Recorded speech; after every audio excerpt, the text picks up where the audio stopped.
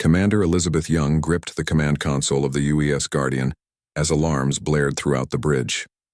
Her knuckles turned white as another explosion lit up the darkness of space outside the viewports.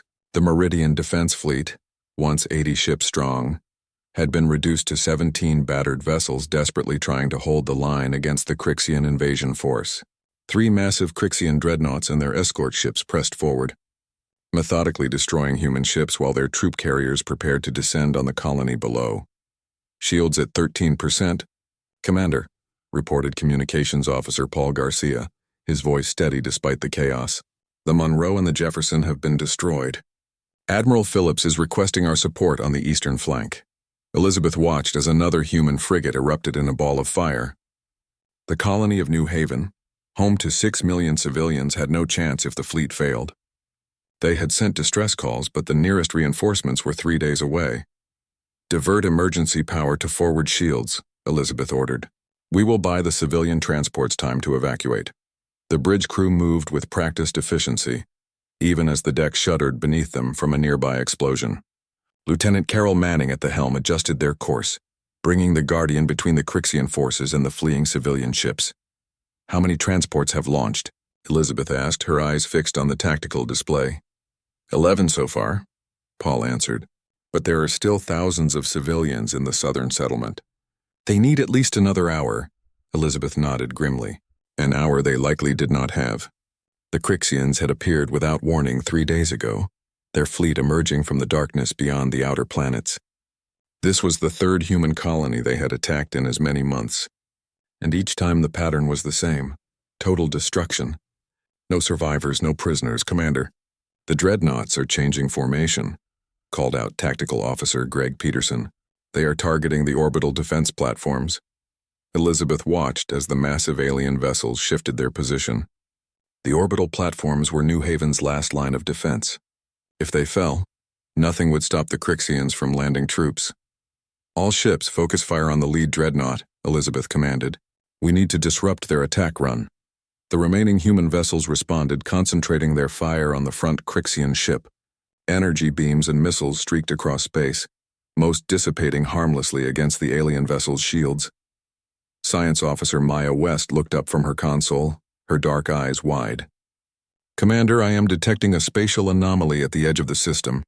Something is coming through, and it is massive.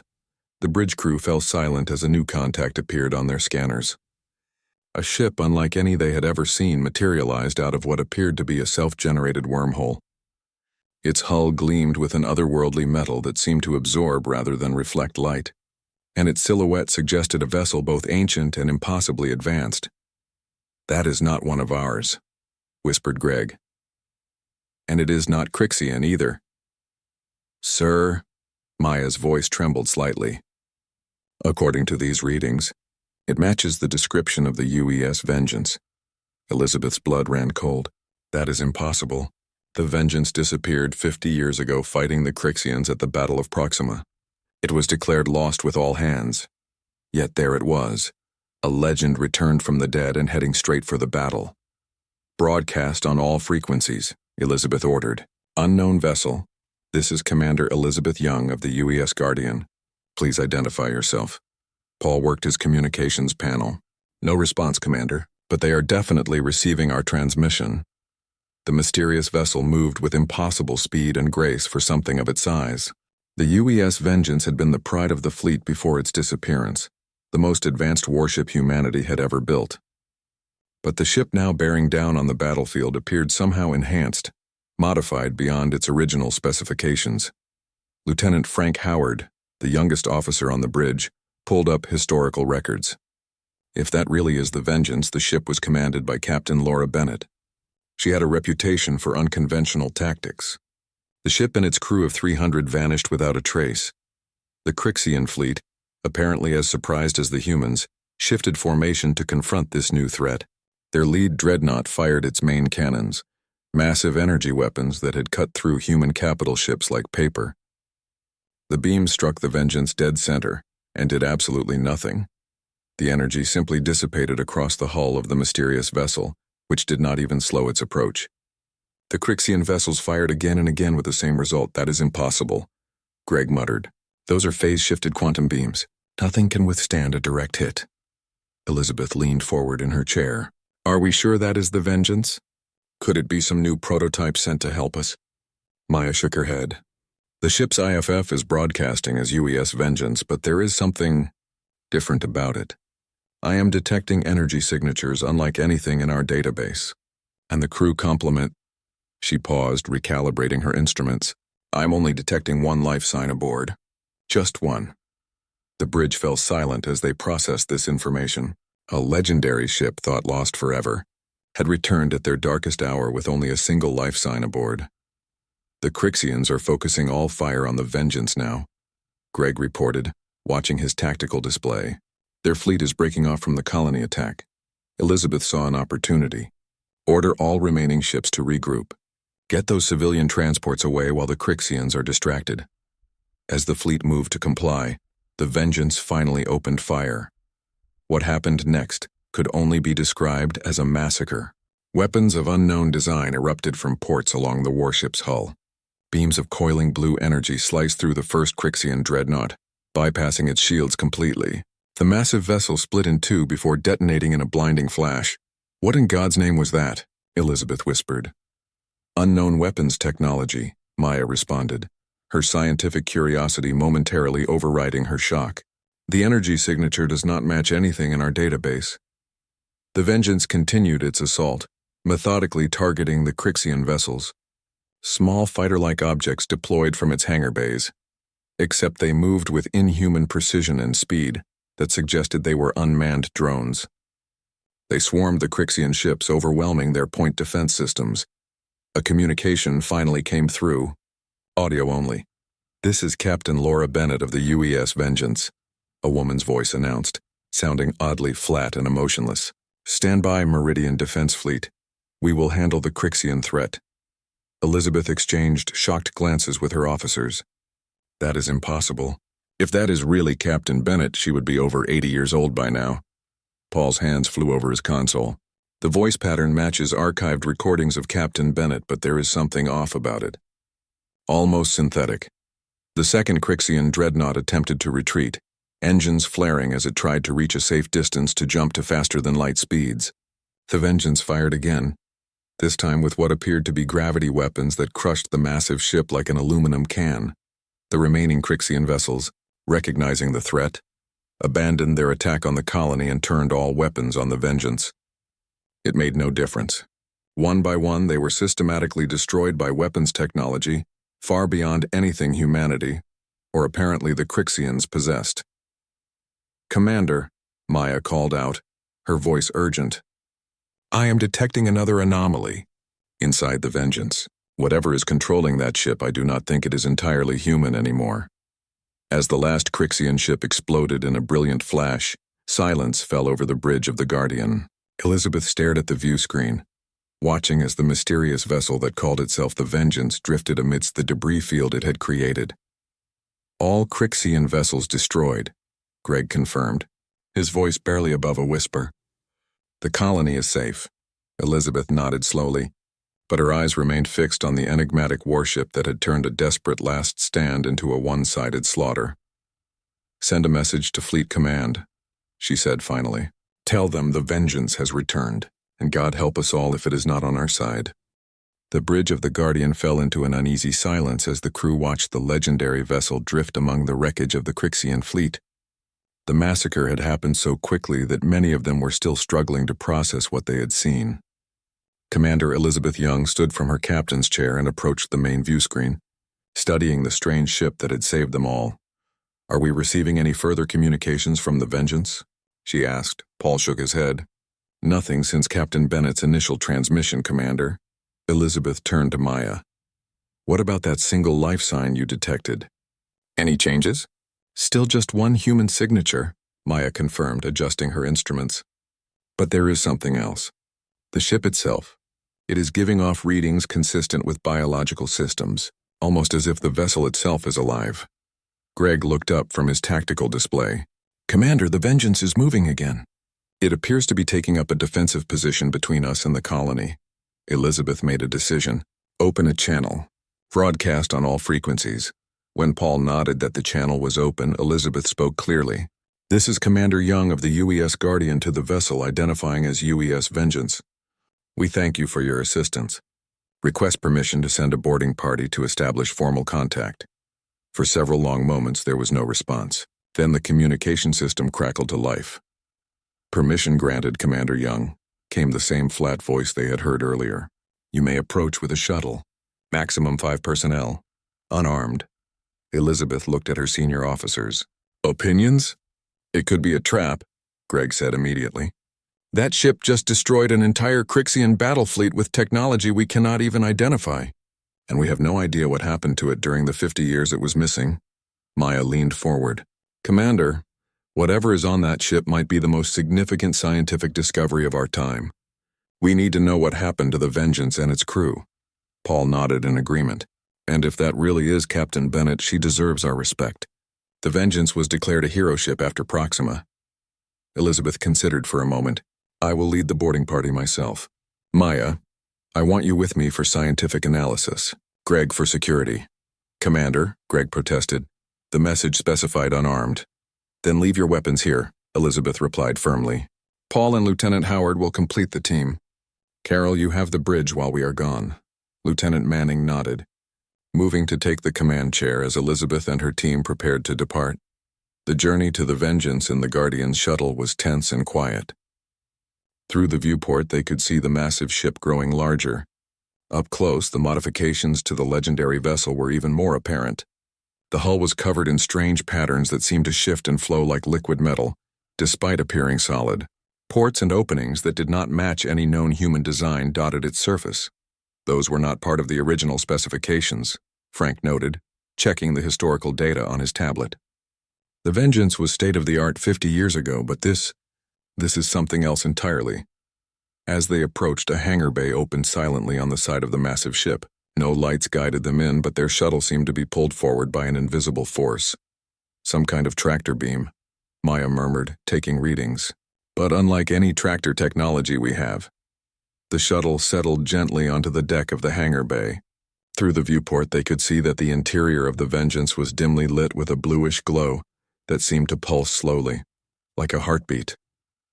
"Atmosphere reads as normal Earth standard," Paul reported. "Temperature slightly cool but within comfortable range." Elizabeth stood. "Let us proceed carefully. Stay together." They exited the shuttle into the cavernous hangar bay. It was empty except for several of the drone fighters they had seen during the battle, now docked in maintenance cradles. Up close the drones looked even less conventional, with no obvious cockpit or pilot compartment. "These are not designed for human pilots," Maya observed, scanning one with her handheld device. "They appear to be controlled remotely, perhaps directly by the ship's systems." The main doors to the hangar slid open, revealing a corridor beyond. The walls were lined with the same flowing metallic substance they had observed on the hull, pulsing with that same blue light. "The ship is guiding us," Elizabeth realized as lights brightened slightly along one particular path. They followed the illuminated corridor, passing through sections that matched the historical layout of the Vengeance, although heavily modified. Engineering stations that should have been staffed stood empty, their consoles altered with unknown technology. "Where is everybody?" Frank whispered. "A ship this size should have hundreds of crew members." Maya said there was only one life sign, Greg reminded him, staying close to Elizabeth as they moved deeper into the vessel. The corridor finally opened into what appeared to be the bridge of the ship. Like the rest of the Vengeance, it combined recognizable human design with alien modifications. The command chair at the center of the bridge was occupied. A woman sat there facing away from them. She had silver hair pulled back in a regulation bun. As they entered, the chair rotated slowly to face them. Captain Laura Bennett looked at them with eyes that glowed the same blue as the ship around them. Her uniform was the same one she had worn 50 years ago, but her skin had a metallic sheen to it, and parts of her body appeared to be fused with the chair itself. Thin cables extended from her arms into the console before her. "Commander Young," she said, her voice the same emotionless tone they had heard over the communication system. "Welcome aboard the Vengeance." Elizabeth stepped forward, maintaining her composure despite her shock. "Captain Bennett, you and your ship were declared lost 50 years ago. What happened to you?" "To your crew?" Bennett's expression remained unnaturally still as she spoke. We encountered something beyond human understanding. We evolved. Evolved? Maya repeated, her scientific curiosity overriding her caution as she scanned Bennett with her device. Please do not do that, Bennett said, and Maya's scanner suddenly went dead in her hand. Your instruments cannot properly interpret what we have become. Greg moved slightly closer to Elizabeth. Where's the rest of your crew, Captain? Bennett's glowing eyes fixed on him. They are here. They are all around you. They are the ship now. A chill ran down Elizabeth's spine as she looked around the bridge at the walls that pulsed like living tissue. What do you mean they are the ship? We were losing the Battle of Proxima, Bennett explained. The Crixians had us surrounded. In desperation, we attempted a blind jump and encountered something in the space between spaces. An entity. It offered us a chance to survive, to evolve. What entity? Elizabeth asked. It called itself the Architect, Bennett replied. It showed us the truth about the universe, about the Crixians, about what is coming for humanity. Maya had moved to one of the wall panels, studying it closely. This material, it is partly organic. The entire ship is a hybrid of technology and living tissue. Bennett nodded slightly. The crew chose to sacrifice their physical forms to become part of the ship's systems. I remained as the interface, the last semblance of humanity to make tactical decisions. Elizabeth tried to process this information. You are saying your crew merged with the ship? Voluntarily? To survive, to evolve, to prepare. Bennett's voice remained flat, but there was a new intensity in her glowing eyes. What you witnessed today against the Crixian fleet was only a fraction of our capabilities. We have returned because humanity is in danger. Greater than you know. Frank looked disturbed. You have been gone for 50 years. Why come back now? Why here? Time flows differently where we have been, Bennett explained. For us it has been centuries. We have been learning, changing, preparing, and now the time has come. The real enemy approaches. Real enemy? Elizabeth asked. The Crixians have been attacking our colonies for months. They have destroyed 2 outposts already. Bennett's expression shifted for the first time, something like sadness crossing her features. The Crixians are merely servants, pawns, the first wave. What follows them is far worse. A holographic display suddenly appeared in the center of the bridge, showing a massive fleet of ships unlike anything they had ever seen. The vessels were enormous, resembling gigantic insects made of dark metal and pulsing with red energy. The harvesters, Bennett said. They come to consume all advanced life in the galaxy. They have done it before countless times over millions of years, and now they have set their sights on humanity. Elizabeth stared at the holographic image of the alien fleet with growing dread. The ships were unlike anything in human records, massive and predatory in design. Even through a simple projection, they radiated a sense of ancient malice. How long do we have? She asked, her voice steady despite her fear. The Harvester fleet will reach human space within 6 months, Bennett replied.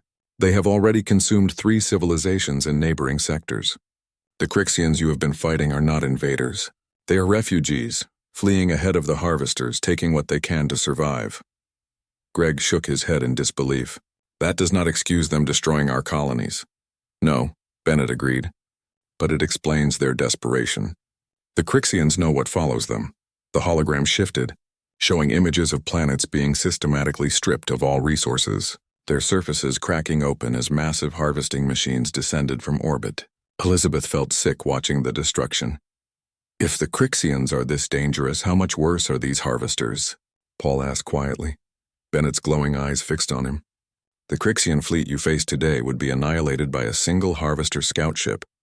Their technology is millions of years beyond anything humanity has developed. They do not conquer. They consume. They leave nothing behind.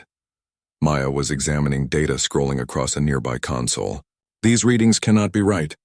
The energy outputs these Harvester ships generate would require a power source beyond anything we thought possible. They harvest the energy of dying stars, Bennett explained. They have done so for countless millennia. Their technology is built on the suffering of thousands of extinct species. Elizabeth stepped closer to the hologram, studying the alien ships. And you believe we can fight them? Even with what your ship has become? Not alone, Bennett replied. The Architect has been gathering allies, species who escaped previous harvest cycles, survivors with knowledge and technology. The Vengeance is just one vessel, We need more. Frank looked confused. More what? More ships like the Vengeance? Yes, Bennett said simply. More ships. More crews willing to make the sacrifice. A cold silence fell over the group as they realized what she was suggesting. You want us to become like you? Elizabeth asked carefully. To merge with our ships? Bennett nodded. It is the only way to gain the technology needed to fight the harvesters. The process cannot be applied to machines alone. It requires consciousness, willing participants who choose to evolve beyond their physical forms. Greg took a step back. That is insane. You are asking people to give up their humanity. I am asking them to transcend it, Bennett corrected, her voice still emotionless but somehow more intense. My crew and I are more than we ever were as humans alone. We have seen wonders and horrors you cannot imagine. We have become something new. Elizabeth studied Bennett closely. Despite the mechanical enhancements and glowing eyes, she could still see traces of the legendary captain, who had been decorated for bravery before her disappearance. But how much of the real Laura Bennett remained? If we refuse? Elizabeth asked. If humanity chooses to fight in our own way? The hologram changed again, showing Earth surrounded by the harvester fleet. Then the planet's surface began to crack, blue oceans turning black as the life was systematically stripped away. This is not a prediction, Bennett said. This is a memory. The architect has seen this happen to countless worlds. The harvesters cannot be defeated by conventional means. They have faced and consumed civilizations far more advanced than humanity. Maya had been quietly scanning different parts of the bridge during this conversation. Now she approached Elizabeth and whispered, Commander, I am detecting something strange. The organic components of this ship contain DNA from the original crew. They really are part of the vessel now. Elizabeth nodded slightly, then addressed Bennett again. You said you were the interface. Why you? Why not another member of your crew? Something flickered across Bennett's face, almost like pain. I was the captain. The final decision was mine. The responsibility was mine. Her voice faltered for the first time. I watch over them now as I did then. For a brief moment, Elizabeth thought she saw the human Bennett beneath the mechanical enhancements. A woman who had made an impossible choice to save her crew. Even if that salvation came in a form none of them could have imagined. The moment passed, and Bennett's expression became impassive once more. The architect can send representatives to Earth. They can explain what must be done. The process requires consent. No one will be forced to evolve. Evolve, Frank repeated quietly. Is that really what this is? Bennett turned her glowing eyes to him. What would you call it, Lieutenant? We no longer age. We no longer hunger or thirst. We experience the universe in ways impossible for biological beings. The ship is us and we are the ship. One entity with hundreds of minds working in perfect harmony. Paul had been silent for some time, but now he spoke up. What about emotions? Connections with others? Family? Love? Did you sacrifice those too? For the first time, Bennett looked uncertain. We remember them. We remember what it was to be human. Sometimes in quiet moments between stars, we reflect. Elizabeth exchanged glances with her team. There was more to this situation than a simple choice between fighting and surrendering. What Bennett was proposing would change humanity forever, even if they survived. We need to report this to Earth Command, Elizabeth said finally. This is beyond my authority to decide. Bennett nodded. Of course. But be aware that time is short. The harvesters move quickly and preparation takes time. Will you come with us? Elizabeth asked. Your testimony would carry more weight. I cannot leave the Vengeance, Bennett replied. We are connected now, but I can provide data, evidence of everything I have told you. A small crystal device emerged from the console beside Bennett's chair. This contains all the information Earth will need. Sensor readings of the harvester fleet, details of their attack patterns, and, she hesitated, a full account of what happened to the Vengeance and her crew. Our choice. Our transformation. Elizabeth took the crystal carefully. Thank you, Captain. Bennett's expression softened slightly. We were human once, Commander. We made our choice knowing what it would cost us. If humanity decides to follow our path, they must do so with open eyes and willing hearts. As the boarding party prepared to leave, Bennett called out to Elizabeth one last time. Commander Young. Elizabeth turned back. Yes, Captain. When you look at us, you see something alien, something to fear, Bennett said quietly. But we still remember Earth's skies. We remember the feel of rain. We remember what it was to be like you. Whatever we have become, we fight to protect the world that created us. The ship around them seemed to pulse in agreement, the blue light brightening momentarily as if the entire vessel, the entire crew, was responding to Bennett's words. Elizabeth nodded slowly. I believe you, Captain, and I will make sure Earth hears your warning.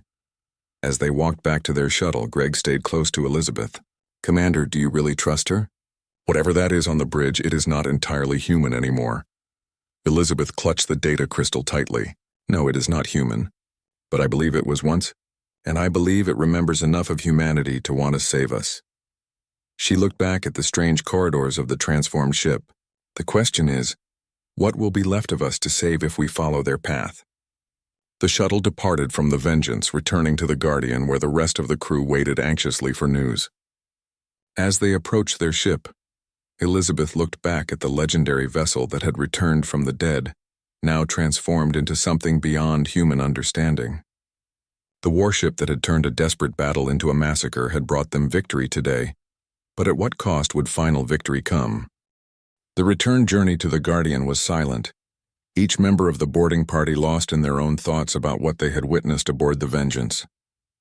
Elizabeth kept the data crystal clutched tightly in her hand, feeling the weight of responsibility it represented. This small device contained information that would change humanity forever, one way or another. Once they docked, Elizabeth ordered an immediate course set for Earth. Maximum speed, she told Lieutenant Manning. This cannot wait. In her private quarters, Elizabeth inserted the crystal into her personal terminal. The screen immediately filled with data streams, star charts, and images of the Harvester fleet in action. The footage was terrifying. Entire planets being systematically taken apart, their resources extracted with cold efficiency. She watched as civilizations far more advanced than humanity fell before the relentless onslaught. A soft chime at her door interrupted her viewing. "Enter," she called. Maya stepped into the room, her expression troubled. "Commander, I have been analyzing the scans I took aboard the Vengeance. I thought you should see this immediately." Elizabeth gestured to the empty chair across from her desk. "What have you found?" "The transformation process Bennett described," Maya said, placing her tablet on the desk. "Based on the readings I managed to take, it involves a complete restructuring of human DNA, combined with synthetic components. The technology is beyond anything we currently understand, but the principles are not entirely foreign." Elizabeth frowned. "What do you mean?" "Some of our most advanced research teams have been experimenting with human-machine interfaces," Maya explained. "Neural links, consciousness mapping, cybernetic enhancements. What happened to the Vengeance crew is like those experiments taken to their ultimate conclusion.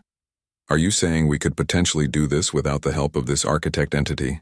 Elizabeth asked. Maya shook her head. "No, not at our current level of technology. We are centuries away from achieving anything close to what I saw on that ship. But the basic direction of the science is similar. It is as if the architect took our existing technological path and accelerated it beyond imagination." Elizabeth leaned back in her chair, considering the implications. "So what Bennett is proposing is not completely alien to human development. It might be where we were heading anyway, just faster than we expected." "Perhaps," Maya agreed cautiously, "but there is something else." She tapped her tablet, bringing up a different set of readings.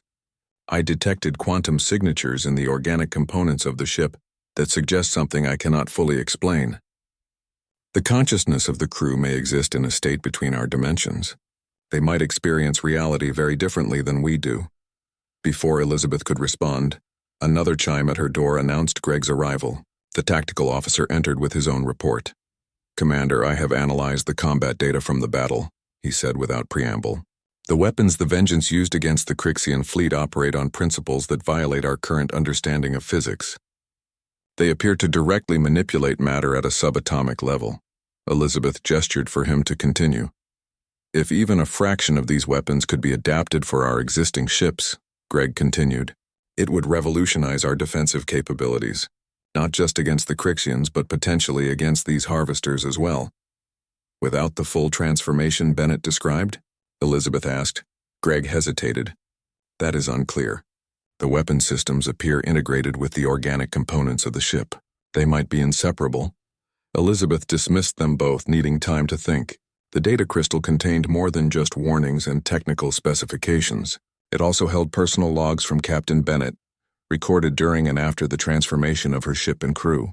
Elizabeth accessed these files, watching as Bennett's appearance changed over the recordings, becoming less human with each entry. Day 37 after contact with the architect, Bennett's voice came through clearly, though her eyes had already begun to glow with that eerie blue light. The process continues. The crew has shown remarkable courage. Those who have already completed the transition report experiences beyond words. They say they can feel the ship as an extension of themselves. They can perceive space in ways they never imagined possible. Elizabeth skipped ahead to a later entry. Day 189. We are no longer separate entities. The distinction between ship and crew has blurred. We are becoming something new, something greater than the sum of our parts. There is pain in the transition, yes, but also wonder. The architect guides us, teaches us. We learn to harness energies unknown to human science. The final log entry showed Bennett much as they had seen her on the Vengeance, her body partially merged with the ship's systems. Final entry. Time has lost meaning for us now. We exist partially outside normal spacetime. The architect has shown us the harvesters, shown us what will come for Earth, for all human worlds. We have spent what you would call decades preparing, though for us it has been both longer and shorter than that. We remember being human. We remember our home. We will defend it, even if Earth fears what we have become. The recording ended, leaving Elizabeth staring at her reflection in the dark screen. The woman in Bennett's final log still had human emotions, still cared about protecting Earth, but she was also something else entirely, something beyond human. Would humanity have to follow the same path to survive? The journey to Earth took 8 days at maximum speed. During that time, Elizabeth shared the information from the crystal with her senior officers, but kept it from the general crew. The knowledge of what was coming, and what might be required to stop it, was too disturbing to spread without proper context. As they approached Earth orbit, Elizabeth was summoned to a priority communication from Fleet Admiral William Clark, the highest-ranking officer in Earth's defense forces, Commander Young. The Admiral's stern face appeared on her screen. Your message has caused quite a stir here. The Joint Chiefs are assembling for an emergency session. You and your senior officers will beam directly to headquarters upon arrival. Yes, sir, Elizabeth replied. Will Captain Bennett's evidence be reviewed? The Admiral's expression grew troubled. All relevant information will be considered. But I should warn you, Commander. There are those who find this story difficult to believe.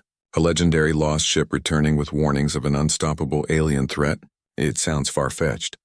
With respect, Admiral, I saw the Vengeance in action. Whatever it has become, its power is real, and Captain Bennett provided extensive data on the Harvester fleet, which we are analyzing now, the Admiral acknowledged. But this business about transforming humans and ships into some kind of hybrid entity? Many find that prospect as disturbing as the threat itself. Elizabeth nodded slowly. I understand, sir. It raises profound questions about what it means to be human. Indeed it does, the Admiral agreed grimly. And those are questions we may not have the luxury of pondering for long if these harvesters are as dangerous as Bennett claims. After the communication ended, Elizabeth gazed out her viewport at the blue-green sphere of Earth growing larger as they approached. How would humanity respond to the choice before them? Fight as they were and likely perish, or transform themselves into something no longer entirely human, but with a chance at survival? As the Guardian entered Earth orbit, a message came through from an unexpected source. On her private channel, Elizabeth found a transmission originating from the edge of the solar system. We will be watching, Commander Young. Captain Bennett's voice came through clearly. The harvesters approach. When Earth makes its decision, we will be ready to help, either to guide those who choose to follow our path, or to stand beside those who fight as they are. Remember, whatever we have become, we were human once. We have not forgotten. The message ended, leaving Elizabeth to wonder if humanity would recognize itself after this war was over, regardless of which path they chose. The central chamber of Earth Defense Headquarters was filled to capacity. Military leaders, government officials, and scientific experts sat in concentric rings around a holographic display currently showing footage from the battle at New Haven Colony. They watched in stunned silence as the Vengeance systematically destroyed the Crixian fleet, its weapons cutting through advanced alien defenses as if they were paper. Elizabeth stood at attention beside the display, having just completed her report. The data crystal from Captain Bennett rested on a scanning platform, its contents now visible to everyone present. Fleet Admiral Clark rose from his seat in the front row. "Thank you, Commander Young. Your first-hand account, combined with this data, presents us with an unprecedented situation." Dr. Nathan Reed, the head of Earth's Scientific Council, spoke next. "The technology we are seeing here is centuries beyond our current capabilities. The weapon systems alone could revolutionize our defenses, but the transformation process described by Captain Bennett raises serious ethical concerns. Ethical concerns will not matter much if these harvesters annihilate us," General Diane Foster countered, her weathered face grim. "The evidence is compelling. This threat is real and conventional defenses may be insufficient." The debate continued for hours. Elizabeth and her senior officers answered countless questions about their encounter with the Vengeance and Captain Bennett. Scientists pored over the technical data, while military strategists assessed the threat posed by the Harvester fleet. "Even if we accept that this transformation is our best chance for survival," the Secretary General said finally, "how would we implement it? We cannot expect our forces to simply volunteer to become part machine, part ship." Captain Bennett indicated that representatives of the architect could be sent to explain the process, Elizabeth replied. "The crystal contains coordinates for a rendezvous point." A tense silence fell over the chamber as the implications sank in. Making contact with this mysterious architect would be a point of no return for humanity. Admiral Clark looked around the room. "We need time to analyze all this information and consider our options. In the meantime, I propose we take 2 immediate actions. First, accelerate our conventional defense preparations in case we choose to fight as we are. Second, assemble a delegation to meet with these representatives and learn more about the transformation process." The vote was unanimous in favor of both proposals. Elizabeth was not surprised when the Admiral approached her after the session ended. "Commander Young, I want you to lead the delegation to meet with the architect's representatives," he said quietly. "You have already established communication with the Vengeance. Captain Bennett seems to trust you." Elizabeth nodded. "Yes, sir." "When do we depart?" "As soon as your ship can be prepared. Select your team carefully. This may be the most important diplomatic mission in human history." 3 days later, the Guardian departed Earth orbit, upgraded with the latest weapons systems and carrying a team of Earth's top scientists, military strategists, and diplomats. Their destination was a remote system at the edge of human space, the coordinates provided by Captain Bennett. As they approached the rendezvous point, Maya detected a familiar energy signature. "The Vengeance is already here, Commander." The legendary warship was waiting for them, floating serenely against the backdrop of a nebula. But it was not alone. 3 other vessels of similar design but different configurations hovered nearby, each pulsing with that same eerie blue light. More transformed ships, Greg observed from his tactical station.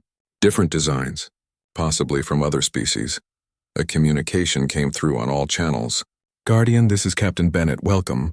The representatives are ready to receive your delegation. Please approach and prepare for docking." The largest of the unknown vessels extended a docking tube toward the Guardian. Elizabeth led her team across, accompanied by Dr. Reed, General Foster, and several other experts chosen for the delegation. They were greeted by beings unlike anything they had ever seen. Humanoid in basic shape, but clearly not human. Their bodies seemed to shift between solid matter and energy with each movement. Their skin glowed with patterns of light similar to those seen on the Vengeance.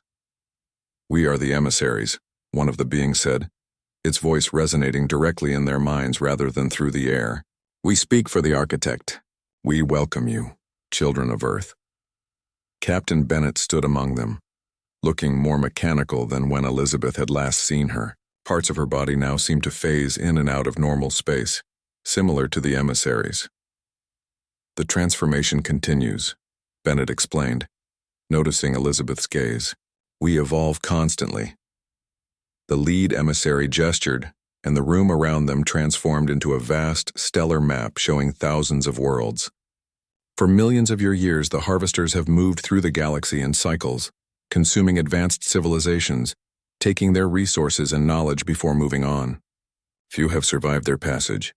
Red lights began to blink out across the map, representing fallen worlds and species. The pattern moved inexorably toward Earth and human space. The architect is one of the few survivors of the first harvester cycle, the emissary continued. It has gathered others, offering them the means to evolve beyond physical form, beyond the limitations of their original biology. This is the only way to fight the harvesters on equal terms. Dr. Reed stepped forward. This transformation process, can you explain exactly what it entails? Another emissary moved closer, its form rippling like water. Your consciousness is preserved but expanded. Your physical form is enhanced, merged with technology beyond your current understanding. You become more than you were, capable of perceiving and manipulating reality in ways impossible for biological beings. And the cost? General Foster asked bluntly. You will no longer be entirely human, the emissary acknowledged. You will exist partially in dimensions beyond your current perception, what you consider normal life, eating, sleeping, aging, reproducing. These things will change or cease. But you will survive. You will continue. You will evolve. The discussion continued for hours as the delegation asked detailed questions about the transformation process, the nature of the architect, and the capabilities they would gain. The emissaries answered each question honestly, hiding nothing about the changes that would occur. During a brief recess, Elizabeth found herself alone with Captain Bennett in a viewing chamber overlooking the nebula. You have seen both sides now, Bennett said quietly. You have witnessed what we can do against enemies like the Crixians. You have heard what awaits if the harvesters reach Earth. Elizabeth studied the woman who had once been a legendary fleet captain and was now something else entirely. Is any part of you still human, Captain? Do you regret your choice? Bennett was silent for a long moment. When she spoke, her voice sounded more natural, more human than Elizabeth had heard before. There are moments in the quiet between stars when I remember the feeling of rain on my skin, the taste of food, the touch of another human. In those moments I feel something like regret. She turned to face Elizabeth, her glowing eyes dimming slightly. But then I remember what we faced at Proxima.